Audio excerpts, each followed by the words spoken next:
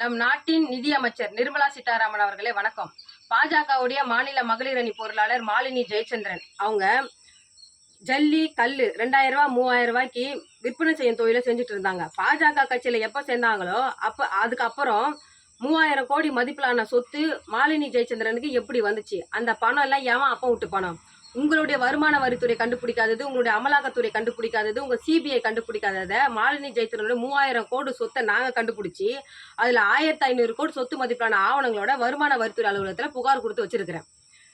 மத்திய நிதி அமைச்சரான நீங்க பணப்பதுக்கலை கண்டுபிடிச்சி மணி லாண்டரிங் பண்ணவங்களை கண்டுபிடிச்சி ஆவணங்களோட புகார் கொடுத்த இந்த வீரலட்சுமியை அழைச்சி பாராட்டாம வெகுமதி அளிக்காம யாரு பணப்பதுக்கல ஈடுபட்டாங்களோ யாரு மணி லாண்டரிங் செஞ்சாங்களோ அவங்கள பக்கத்துல நிக்க வச்சு சால்வை போட்டு பாராட்டி பாதுகாப்பு கொடுக்கறதுக்கு என்ன காரணம்?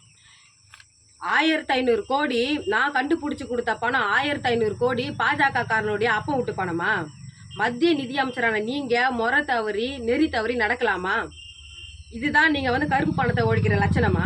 எனக்கு தேவை, நான் கண்டுபிடிச்சு கொடுத்த பணம் எவன் அப்ப விட்டு பணம்னு எனக்கு தெரிய வரணும். தமிழ்நாட்டு மக்களுக்கு நீங்க சொல்லணும்.